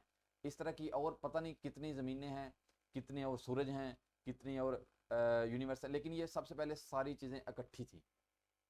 सबसे पहले आज से कितनी देर पहले, सारे कितनी देर पहले, 15 बिलियन ईयर अगो, यानी 15 अरब साल पहले ये जितने भी सूरज हैं, आपको तो एक सूरज नजर आ रहा है ना, इस तरह के कई खरबों सूरज हैं। तो ये सब कुछ इकट्ठा था पहले, हमारी ज़मीन भी उधर ही जुड़ी हुई थी, एक मैटर की फॉर्म में इकट्ठा एक बॉल था। और जो जियोलॉजिस्ट होते हैं उन्होंने ये बात लिखी है कि ये सारी सारी जो एक मैटर था आपस में ये सुकड़ रहा था। क्यों सुकड़ रहा था? इसके अंदर एक जो ग्रेविटेशनल फोर्स थी ना, वो सारे के सारे मैटर को आपस में करीब लेके आ रही थी। और ये बॉल बहुत बड़ा बॉल था, बहुत बड़ा बॉल था, छोटा होता रहा, छोटा होता रहा। आपको शायद ये बात समझ नहीं आएगी, मुझे भी बड़ा मुश्किल लगी ये बात समझने में, ये कैसे मुमकिन है। अभी हम मेन टॉपिक तो ये नहीं है, लेकिन मैं आपको बताने लगूँ कि जियोलॉजिस्ट ने क्या कहा। ये जो जितनी भी यूनिवर्स है, जिसमें इतने खरबों सूरज हैं, हमारी ज़मीन पता नहीं कितनी और ज़मीनें हैं, तो ये बहुत बड़ी थी, आस्ता आस्ता छोटी होती रही, अपने ही ग्रेविटेशनल फोर्स में आके सुकड़ती रही, और समझे कि एशिया जितनी होगी, फिर और सुकड़ी और पाकिस्तान जितनी होगी, और सुकड़ी और पंजाब जितनी होगी, और सुकड़ी तो आपके गाँव जितनी होगी, बिल्कुल ऐसा ही है। और सुकड़ी तो आपके घर जितनी होगी, और सुकड़ी तो मेरे इस ये हाथ के अंदर जितनी स्पेस है इतनी होगी। सर ये कैसे हो सकता है? ये समझे कि एक हाइपोथेटिकल बात है, समझे, लेकिन जो जियोलॉजिस्ट ने ये बात जो कही है, मैं वो आपको बता रहा हूँ। और बाद में एक बहुत बड़ा ब्लास्ट हुआ, धमाका हुआ, बिग बैंग यानी बहुत बड़ा बैंग मतलब धमाका, जिसकी वजह से ये मैटर फटा, और इसके कई खरबों टुकड़े बने, और वो जो एक दूसरे से दूर जाते रहे, दूर जाते रहे, और अभी भी दूर जा रहे हैं, अभी भी दूर जा रहे हैं। इकबाल ने भी एक लिखा है शेर के ये कायनात अभी ना तमाम है शायद कि आ रही है दमादम सदाए कुन फ़यकून, अभी भी और नए नए प्लैनेट्स जो है वो बनते जा रहे हैं और हमें नज़र आ रहे हैं, बल्कि ये अभी एक्सपेंड कर रही है हमारी यूनिवर्स। सूरज और ज़मीन अभी भी एक दूसरे से दूर जा रहे हैं। हर साल 2.3 इंच जो है वो सूरज हमारी ज़मीन से दूर जा रहा है, ये एक्सपेंड कर रहा है। तो ये एक्सपेंड करते हुए बिग बैंग हुआ और देखें वो हर तरफ आपको प्लैनेट्स नज़र आ रहे हैं, स्टार्स नज़र आ रहे हैं, बहुत बड़ी यूनिवर्स जो है वो बन गई। और एक यूनिवर्स नहीं, इस तरह की कई यूनिवर्स बनी, इसमें आप देख सकते हैं। अगर हम यूनिवर्स को देखें ना तो एक यूनिवर्स में कई ज़्यादा क्लस्टर होते हैं, एक यूनिवर्स में कई ज़्यादा क्लस्टर होते हैं, और एक क्लस्टर में कई ज़्यादा गैलेक्सीज होती हैं। कई ज़्यादा का मतलब है लाखों करोड़ों, एक यूनिवर्स में लाखों करोड़ों क्लस्टर होते हैं। और एक क्लस्टर में ज़रा हम देखेंगे हम कितनी बड़ी यूनिवर्स है, एक यूनिवर्स में कई करोड़ों क्लस्टर हैं। सर ये क्लस्टर क्या है? क्लस्टर भी कुछ प्लैनेट्स, कुछ समझिए जो मैटर था उसके टुकड़े ही हैं जो कि आपस में इकट्ठे हैं, एक दूसरे के गिर्द घूम रहे हैं, ये तो एक क्लस्टर है। और उस क्लस्टर में हम देखें तो कई करोड़ों गैलेक्सीज हैं, गैलेक्सीज और छोटे लेवल पे हम आ गए। और उसमें से एक हमारी गैलेक्सी है मिल्की वे गैलेक्सी, और उस गैलेक्सी में एक गैलेक्सी में कई करोड़ों सोलर सिस्टम है। हमारी मिल्की वे गैलेक्सी में, एक मिल्की वे गैलेक्सी में, सिर्फ हमारी मिल्की वे गैलेक्सी में कई करोड़ों सोलर सिस्टम हैं। सोलर सिस्टम किसे कहते हैं? जिस तरह एक हमारा सोलर सिस्टम है, और इस तरह के हमारी ही गैलेक्सी में कई करोड़ों इस तरह के सोलर सिस्टम है। सोलर सिस्टम किसे कहते हैं? जिसमें एक सूरज हो, एक स्टार होता है और बाकी प्लैनेट होते हैं। तो हमारे सोलर सिस्टम में जो हमारा सन है और बाकी इसके गिर्द जो प्लैनेट हैं, वो जैसे हमारा जो अर्थ भी एक प्लैनेट है, मरकरी, वीनस, अर्थ, मार्स, जुपिटर, सटर्न, नेपच्यून, ये और प्लूटो भी डिस्कवर हो चुका है, यूरेनस भी। ये प्लैनेट्स हैं जो कि हमारी ज़मीन के गिर्द जो है वो रिवॉल्व करते हैं। सोलर सिस्टम में एक सन होता है, एक स्टार होता है, सन का मतलब स्टार। सोलर सिस्टम किसे कहते हैं? जिसमें एक स्टार हो और उसके गिर्द कुछ प्लैनेट रिवॉल्व करते हैं। जो स्टार और उस प्लैनेट में क्या फ़र्क है? स्टार इसकी अपनी रोशनी होती है, अपनी लाइट होती है, जो बाकी प्लैनेट है इनकी अपनी लाइट नहीं होती, और ये रिवॉल्व करते मूव करते हैं उस सन के गिर्द, उस जो है वो स्टार के गिर्द मूव करते हैं। उसमें से एक हमारा जो स्टार है सोलर सिस्टम में वो सन है, और एक प्लैनेट हमारी अर्थ है। इसमें आप देख सकते हैं, अगर आप सोलर सिस्टम की एक पिक्चर है, ये आपको जो लेफ्ट साइड में नज़र आ रहा है ये सन है, और उसके जो सबसे करीब है, सबसे जो करीब है वो मरकरी है, फिर वीनस है, और तीसरे नंबर पे हमारी अर्थ है, फिर जुपिटर है। मरकरी, वीनस, अर्थ, और उसके बाद मार्स है जिस पर कोशिश की जा रही है जाने की। उसके बाद जुपिटर है, फिर सटर्न है, नेपच्यून है, यूरेनस है, और एंड पे वो प्लूटो है। ये कुछ सबसे बड़ा कौन सा प्लेनेट है? जुपिटर सबसे बड़ा प्लेनेट है। सबसे बड़ा प्लेनेट जो है वो जुपिटर है। ये स्टीफन हॉकिंग ने बड़ा काम किया है बिग बैंग थ्योरी के ऊपर। स्टीफन हॉकिंग जो थे ये अभी फोतो हो चुके हैं 2018 में, ऑक्सफोर्ड यूनिवर्सिटी में इंग्लैंड में ये फोतो हुए थे, बड़ा काम किया है। अपाहिज थे लेकिन उसके बावजूद भी इन्होंने बहुत काम किया है, और बड़े ही ऐसी कुछ थ्योरीज लिख के गए हैं, पेश कर गए हैं। History of earth, big bang कब हुआ था? 15 पॉइंट, यानी कि समझे कि 15 बिलियन आप लगा लें, 15 अरब साल पहले धमाका हुआ था। आज से 15 अरब साल पहले हमारी ज़मीन उस धमाके में, उस वक्त एक साथ ज़मीन नहीं बनी, एक बड़ा टुकड़ा बना, उससे उससे और उसके अंदर धमाका हुआ, और छोटे टुकड़े बन गए, और छोटे टुकड़े बन गए, और इस तरह एक दिन हमारी ज़मीन भी इस तरह बन गई। आज से तकरीबन 4.5 बिलियन ईयर अगो हमारी ज़मीन बनी थी। धमाका कब हुआ था? 15 अरब, 15 बिलियन ईयर अगो। ज़मीन कब बनी थी? अभी याद करना है, माइंडफुलनेस होकर पढ़ना है आपने अभी से। ज़मीन कब बनी थी? 4.5 बिलियन ईयर अगो हमारी ज़मीन बनी थी। लेकिन जब ज़मीन बनी थी उस वक्त ये आग का गोला थी। आस्ता आस्ता ज़मीन ठंडी हुई, आस्ता ज़मीन ठंडी हुई, आज प्रेजेंट ज़मीन जो है इसके ऊपर पानी आ गया। बर्थ ऑफ अर्थ इसमें कैसे हुई? ज़मीन उस वक्त बिल्कुल आग का एक गोला थी, हर तरफ जो थे वो आग ही आग थी। 4.5 बिलियन ईयर अगो ज़मीन बनी। ज़मीन के ऊपर उस वक्त भी कई ज़्यादा एस्ट्रॉयड आगे साथ टकरा रहे थे ज़मीन के ऊपर। एस्ट्रॉयड कैसे कहते हैं? छोटे छोटे कुछ टुकड़े होते हैं जो कि आके ज़ाहिर है उस धमाके में कुछ धूल मिट्टी भी होगी, कुछ हमारे लिए वो धूल मिट्टी जिस तरह होती है, लेकिन वो धूल मिट्टी भी बहुत बहुत बड़े बड़े कुछ टुकड़े थे, उन्हें हम एस्ट्रॉयड कहते हैं। जिस तरह आप ये देख सकते हैं, ये देखिए, ये जो इस प्लेनेट में जो कौन सा ये, हाँ जी, सटर्न वाला जो प्लेनेट है, इसमें भी वो आप देख रहे हैं कि वो जो रिंग बना हुआ है, इस रिंग, ये भी रिंग जो है वो एस्ट्रॉयड का ही रिंग होता है इसके गिर्द, अभी भी उसके गिर्द मूव कर रहे हैं। लेकिन हमारी ज़मीन के बाहर कोई ऐसे एस्ट्रॉयड मूव नहीं कर रहे, इस तरह रिंग नहीं बना हुआ। ये हमारी ज़मीन के ऊपर उस वक्त बहुत ज़्यादा एस्ट्रॉयड जो थे आके टकरा रहे थे। हमारी ज़मीन आग का गोला थी, उस वक्त बिल्कुल गर्म थी। आज भी अभी इस पे बात होती है वैसे, इसमें भी देखें ये हमारी ज़मीन को ऊपर से दिखाया हुआ है, कुछ पिक्चर हाइपोथेटिकल ज़रा दिखाने की कोशिश की जा रही है कि उस वक्त हमारी ज़मीन के ऊपर आग ही आग थी, हर तरफ जो थे वो चीज़ गर्म थी, ऊपर से जो थे वो अभी भी ऊपर से एस्ट्रॉयड आ रहे हैं हमारी ज़मीन पे। उस धमाके की इतनी ज़्यादा, ज़ाहिर है इतना बड़ा धमाका हो तो वो उसकी एक वो जो हीट है वो तो रहेगी ना। ऊपर बहुत ज़्यादा ऊपर देखें वो आपको डस्ट नज़र आ रही है, लेकिन वो डस्ट नहीं है असल में, वो बादल हैं। सर ये बादल कैसे बन गए? जब धमाका हुआ ना तो उस वक्त क्या हुआ कि कुछ गैसेस के मिलने से वाटर वेपर बन गए, और वो वाटर वेपर जो थे वो भी ज़ाहिर हीट अप थे, हर तरफ आग ही आग थी। ये कोई एक दिन का काम नहीं है, मैं आपको बता रहा हूँ धमाका हुआ था 15 अरब साल पहले। ज़मीन बनी थी 4.5 अरब साल, 4.5 बिलियन ईयर अगो। और उसके बाद फिर ज़मीन के ऊपर बहुत देर के बाद बारिश होना शुरू हुई, वो बादल आपस में ऊपर जाके कहीं हीट कम हुई तो वो आपस में जो थे वो मिले, कंडेंस हुए, और बारिश की फॉर्म में वो जो वाटर वेपर थे घर चमक के साथ वो नीचे गिरे, ज़मीन के ऊपर गिरते रहे। और जब ज़मीन के ऊपर गिरे तो ज़मीन तो गर्म थी। ज़रा कहानी के साथ ही रहना है, मेरे साथ रहना है। बिग बैंग हुआ, धमाका हुआ कई अरबों साल पहले, 15 अरब साल आपको बताया है। उसके बाद ज़मीन बनी कई अरबों साल के बाद।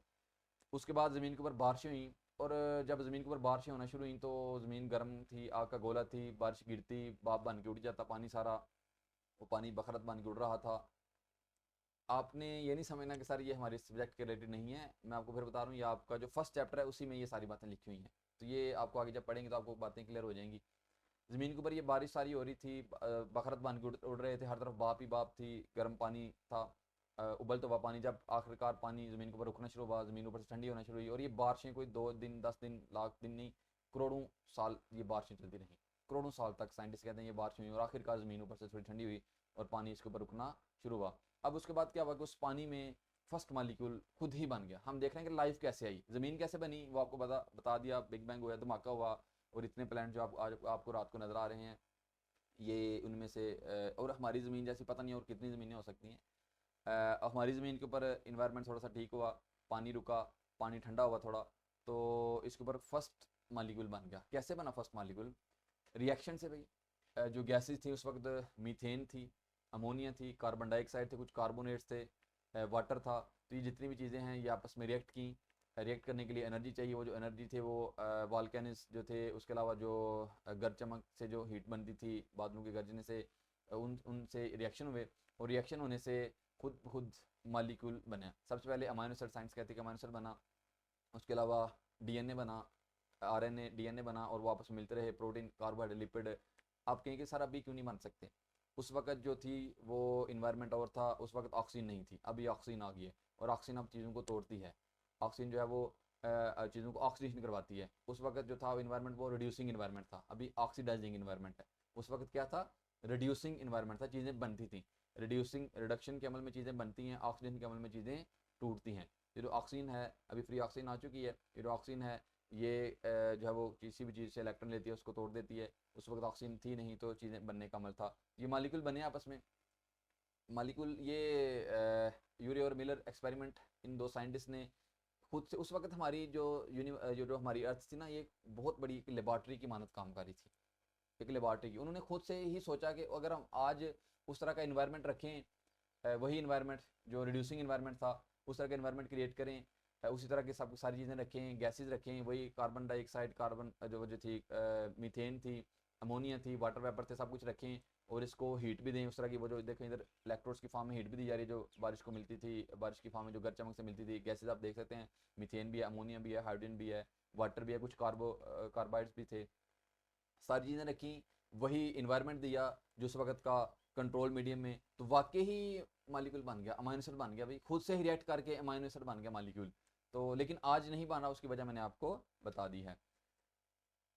मालिक्यूल आपस में मिलते रहे, सेल मेम्ब्रेन बनी, और आखिरकार एक फर्स्ट माल जो है वो सेल बन गया, मेम्ब्रेन आई, अंदर डीएनए आ गया, और एक फर्स्ट जो था वो मालिक्यूल जो था लाइफ बन गई, जो बैक्टीरिया थे, जिसे आज हम किंगडम मोनेरा से देखते हैं। और आखिरकार आज से ये पहली लाइफ ज़मीन के ऊपर 3 बिलियन ईयर अगो आई। ज़मीन कब बनी थी? 4.5 बिलियन, यानी कि 1.5 अरब साल लगा ज़मीन के ऊपर, फिर जाके पहली लाइफ ज़मीन के ऊपर आई। इतना टाइम लगा, एवोल्यूशन ऐवी नहीं आती, इतने टाइम के बाद वो मालिक्यूल बने, टूटते रहे, बने, और आखिरकार वो स्टेबल हो गए और एक लाइफ की फॉर्म में आ गए। 3.3 बिलियन ईयर अगो पहले, यानी कि 3000 मिलियन भी कह सकते हैं इसे आप, 3000 मिलियन ईयर अगो पहले, या 3 बिलियन ईयर अगो पहले वो जो मालिक्यूल था वो और कम्प्लेक्स होता गया, यूनी से मल्टी सेलुलर की तरफ आते गए। पहले तो वो जो प्रोकैरियोट्स था वो यूकैरियोट बना, और यूकैरियोट में और सेल में इजाफा होता रहा आपस में, क्योंकि एक सेल इतना एक्टिवली काम नहीं कर सकता। एवोल्यूशन का मतलब है हर वक्त बेहतरी आ रही होती है, हर वक्त बेहतरी आ रही होती है। तो पहले तो एक सिंगल मालिक्यूल बने, मालिक्यूल मिले तो एक सेल बन गया, और उसके बाद वो जो सेल था वो प्रोकैरियोट था, न्यूक्लियस नहीं था, फिर न्यूक्लियस वाला सेल बना। कैसे बना लंबी बातें एवोल्यूशन में हम देखेंगे इंशाल्लाह डिटेल में, वो कैसे न्यूक्लियस के अंदर बन गया, माइटोकॉन्ड्रिया कैसे आ गई, ऑर्गेनेल्स कैसे आ गई, आखिरकार यूकैरियोटिक सेल बन गया। और वो यूकैरियोटिक सिंगल सिंगल रह रहे थे, जिस तरह प्रोटिस्ट में ये आपको यूकैरियोटिक सेल नजर आ रहा है, ये बन गए। उसके बाद ये यूनिसेलुलर जो यूकैरियोट थे आपस में मिलते रहे और मल्टीसेलुलर की फॉर्म आ गई, ताकि स्टेबिलिटी को और बेहतर किया जाए। और आखिरकार उसी पानी के अंदर कुछ फिशेस बन गई। काफ़ी जो है वो साल लगे, काफ़ी साल लगे, कोई 1-2 साल की बात नहीं है, कोई हज़ारों लाखों साल की बात है। एवोल्यूशन होती रही और उसके अंदर फिशेस बनी, और वो जो फिशेस थी वो पानी के अंदर रह रही थी। इसमें आप देख सकते हैं एक्वेटिक लाइफ है वो सबसे पहले 385 मिलियन ईयर अगो, पहले 385 मिलियन ईयर। अब आपने सारी तरतीब खुद बना लेनी, आपको समझ आ जाएगी। वो फिशेस थी, वो जो फिशेस थी वो पानी में रह रही थी। आखिर वजह है कि बारिशें रुकी, बारिशें रुकी, सूरज तेज़ था, सूरज की गर्द चमक, वो जो बारिश जब ख़त्म होगी तो सूरज की जो रोशनी थी, उस रोशनी से जब फिर से हीट जो थी वो बढ़ रही थी, और पानी बखरत बन के उड़ रहा था फिर से। और आस्ता आस्ता पानी कम हो गया। वो जो गड्ढे ज़मीन के अंदर पड़े हुए थे ना, धमाके से गड्ढे पड़े हुए थे, वो पहले तो पानी से फिल हो गए थे ना, उसके अंदर लाइफ आ गई। आस्ता आस्ता वो फिर पानी कम होता रहा। जब पानी कम हो रहा था तो फिर फिशेज ने बाहर जाना शुरू किया पानी से। उनके अंदर फेफड़े थे, सॉरी गिल्स थे, तो फिशेज ने अपने आप को बाहर लेके आना शुरू किया। कभी वो खुश्की में जाते फिर वापस आ जाते, बाहर आना मुश्किल था, उससे वो सांस ले नहीं थे सकते। और हुआ ये कि आस्ता था, इसके लिए भी कोई 1-2 साल की बात नहीं, कई लाखों साल लगे। और फिशेज जो थी वो बाहर जाती फिर अंदर जाती, और आस्ता आस्ता फिश ने बाहर के मुताबिक थोड़ा सा अपने आप को चेंज करना शुरू कर दिया कि अगर पानी नहीं भी होगा तो हमने बाहर रहना है। एक दिन की बात नहीं है, फिर बता रहा हूँ। और उनके जो थे वो गिल्स थे वो लंग्स में बदलना शुरू हो गए, ताकि हवा बाहर सांस लेने के लिए फेफड़े चाहिए होते हैं, उसमें बदलना, ये एवोल्यूशन हो रही है। और वो कभी पानी में रहते कभी खुश्की में रहते, तो जब दोनों, तो इसे हम कहते हैं एम्फीबियन। तो एरो लगाएं और फिशेस के आगे लिखें एरो खींच के एम्फीबियन।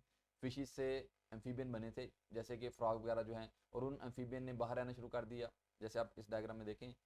इसमें वो सबसे पहले सिंगल सेल है, उसके बाद यूनिसेलुलर है, फिर आगे कुछ जो थे वो कार्डेटा की फॉर्म उसने दिखाई है, जैसा हमारा जो फाइलम कार्डेटा, हमारा भी फिशेज भी उसी से बिलोंग करती हैं। उसके बाद ये फिश है, और फिश से आगे कुछ एम्फीबियन बने। इस डायग्राम में आप देखें, इसमें भी ये तो वही है, इसमें थोड़ा आगे डिटेल में है। दोबारा इसमें आते हैं। आज जो आपको ये एम्फीबियन, ये जो फ्रॉग है ना, ये जो फ्रॉग आपको नज़र आ रहा है, वो ऊपर वाला जो है वो फिशेस की फार्म दिखाई गई है, वो जो लाइफ है एक्वेटिक लाइफ है। दूसरी है वो आपकी टेरेस्ट्रियल लाइफ है। फ्रॉग एम्फीबियन में, आज भी अगर हम फ्रॉग को देखें ना, आज के दौर के जो फ्रॉग हैं, आज भी वो पानी में जब उन्होंने एग ले करने होते हैं, रिप्रोडक्शन करनी होती है, तो वो पानी में जाएंगे, पानी में अपने एग ले करेंगे। और उस पानी में जब उनका जो एग है वो लार्वा पीपा और आगे वाली स्टेज में आता है ना, तो बिल्कुल फिश लाइक होता है। अब इसमें देख सकते हैं वो जो ए है और बी है, बिल्कुल फिश लाइक है। जब वो एडल्ट में आता है ना, वो थोड़ा सा बड़ा होता है, फिर वो फ्रॉग बन के तो फिर बाहर आ जाता है। तो क्योंकि वो बना ही उससे था, उसकी शुरू वाली जो स्टेजेस हैं सारी डिटेल में देखेंगे एवोल्यूशन में, कि वाकई ही एवोल्यूशन क्या ये ठीक है या नहीं है, कैसे ये सब कुछ हुआ। इसमें भी आप देख सकते हैं वो जो फ्रॉग है, आज भी जब उसने एडल्ट जो फ्रॉग है एग ले करनी होती है, तो पानी के अंदर जाएगा, एग ले करेगा। और उस एग से टेडपोल जो फेज़ है, फेज़ 1 होगा, फिर फेज़ 2 होगा। टेडपोल की फिश लाइक देखें दोनों, फिर फ्रॉगलेट बनेगा, और वो फ्रॉगलेट जब ही अडल्ट होगा तो बाहर आना शुरू कर देगा। तो ये बात समझ आ रही है कि वाकई ही इनका लिंक तो है ना फिशेज़ के साथ, फिशेज़ के साथ अभी भी इनका लिंक है, उसको जोड़ा जाता है। इसको ज़रा एक दफ़ा फिर से देख लें। ये फिशेज़ जो थी वो, इसमें आ जाए फिर से, वो फिशेज़ रेप्टाइल में बदले, एम्फीबियन में, एम्फीबियन के बाद वो देखें हुए रेप्टाइल है, रेप्टाइल से बाद में टी फार्म कुछ जो थे वो मंकी कुछ फार्म आ गई, दरख्त के ऊपर जाना शुरू कर दिया, और आस्ता आस्ता फिर दरख्तों से नीचे आए वो, और उठना शुरू कर दिया, भागना शुरू कर दिया। और साइंस ये कहते हैं कि फिर होमोसैपियन बने उन्हीं मंकी से, होमो इरेक्टस थे, उसके बाद होमोसैपियन बने। इसको इंशाल्लाह देखते हैं थोड़ा सा आगे। लेकिन हुआ ये तो आपको बता रहा हूँ पहले की सारी कहानी, कि फ़िशेस बनी, सारा काम हुआ, ये चल रहा था, एवोल्यूशन इस तरह बढ़ती रही। और जब वो फ़िशेस बाहर आई ना, फ़िशेस जब बाहर आई तो उनसे क्या बने, रेप्टाइल बन गए। पहले एम्फीबियन बने, और एम्फीबियन से आगे रेप्टाइल बने थे। एम्फीबियन खुश्की में रहते हैं, पानी में, दोनों में रहते हैं, लेकिन जो रेप्टाइल हैं वो सिर्फ खुश्की में रहते हैं, पानी में नहीं जाते। तो एम्फीबियन ने आस्ता आस्ता बाहर ही रहना शुरू कर दिया, कुछ एम्फीबियन ने बाहर ही रहना शुरू कर दिया, और उनके अंदर कई लाखों सालों के बाद एवोल्यूशन हुई, और वो बिल्कुल अपने आप को रेप्टाइल में बदल गए। रेप्टाइल, और उन्हीं रेप्टाइल में की एक क्लास है डायनोसार। ये डायनासोर एक क्लास का नाम है। तो वो जो डायनासोर थे उन्होंने वो इवाल्व हो गए इससे, आज से 240 मिलियन ईयर अगो। इसी ज़मीन के ऊपर इधर हम रह रहे हैं ना, डायनासोर भी थे पहले।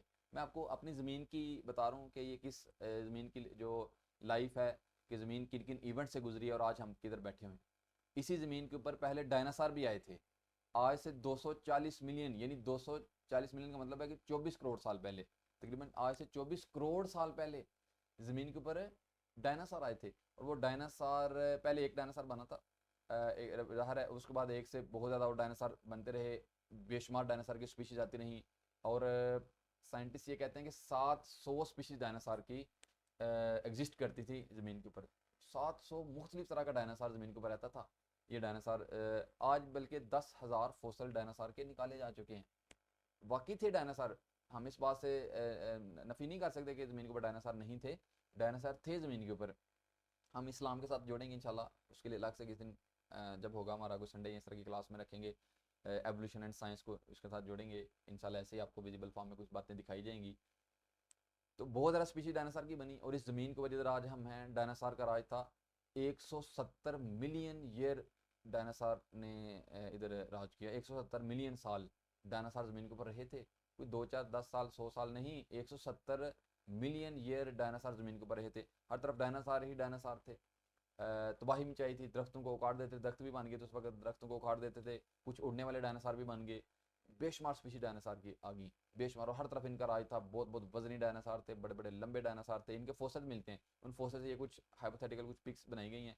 बाद में हुआ ये कि अब सवाल होगा कि डायनासोर खत्म कैसे हुए। अगर डायनासोर ही रहते ना तो आज और कोई लाइफ नहीं थी एग्जिस्ट कर सकती, क्योंकि डायनासोर बड़े खौफनाक जो थे वो जानवर थे। ये किसी चीज़ को अपने पास रहने नहीं थे दे सकते, कोई इनके होते हुए कोई डोमिनेंट नहीं था सकता।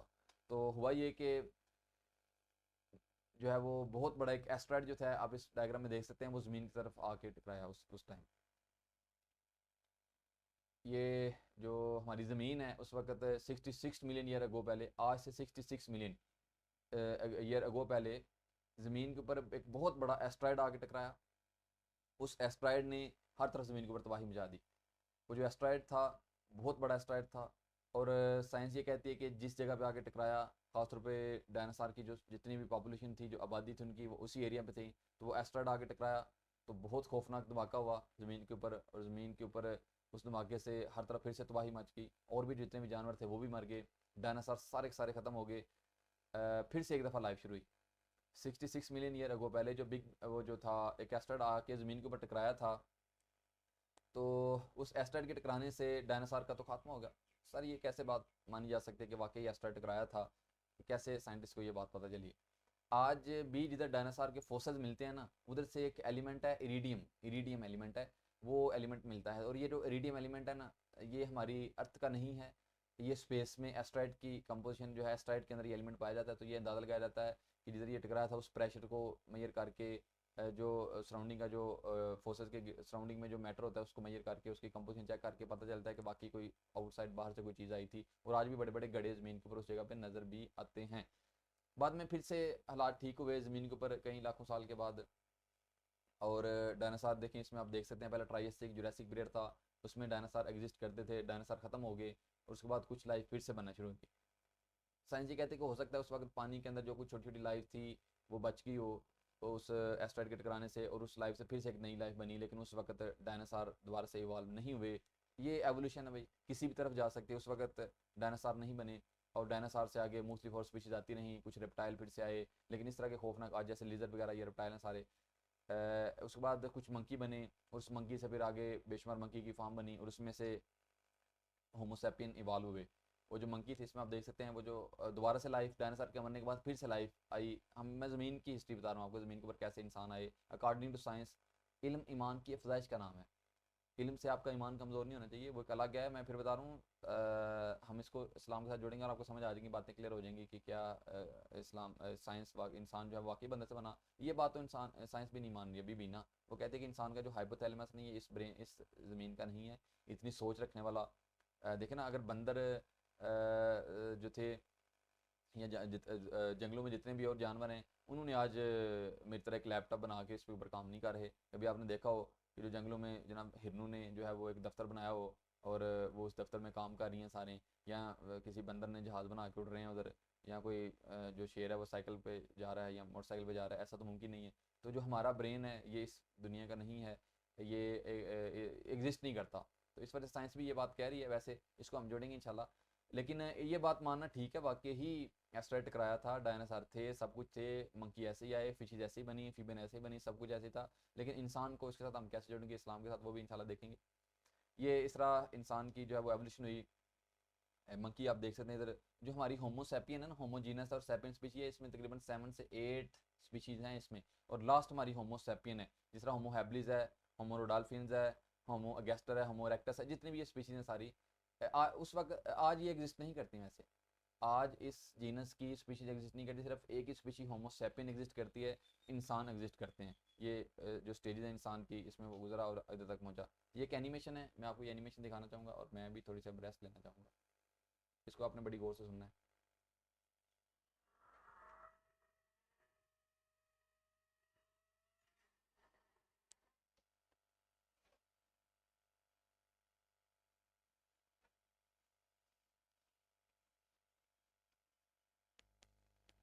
ये वो बता रहा है, बिग बैंग जब धमाका हुआ, हर तरफ आग ही आग थी।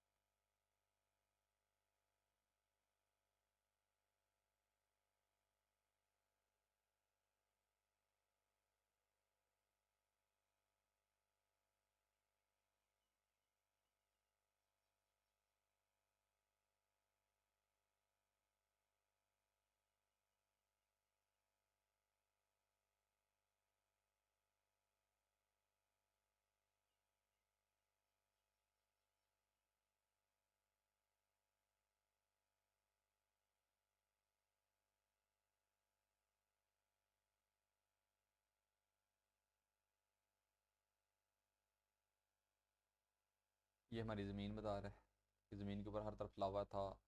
ये एस्ट्रॉयड अभी भी ज़मीन के साथ आगे टकरा रहे थे और धमाके हो रहे थे।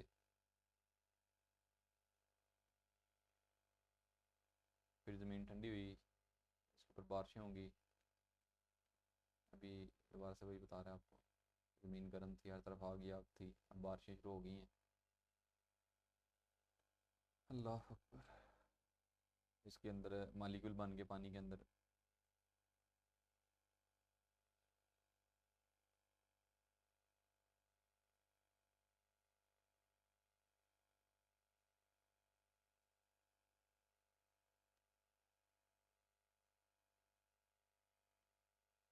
मालिक्यूल से ये सेल बने, सेल आपस में मिलते रहे, मल्टी सेलुलर बन गए, लाइफ बन गई, फिशेस बन गए।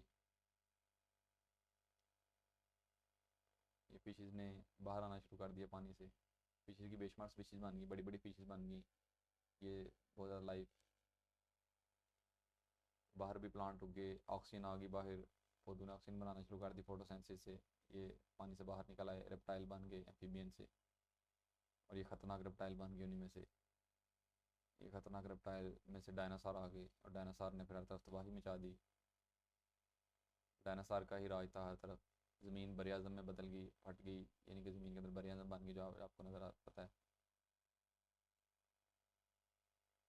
ये एस्ट्रॉयड टकराया आगे ज़मीन के साथ, ज़मीन के ऊपर फिर से तबाही मच गई, हर तरफ डायनासोर ख़त्म हो गए।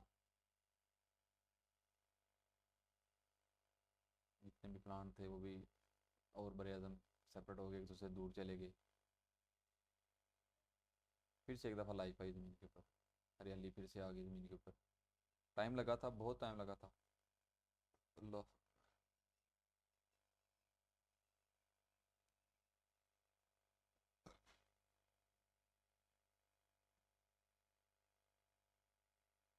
ये मंकी बनी।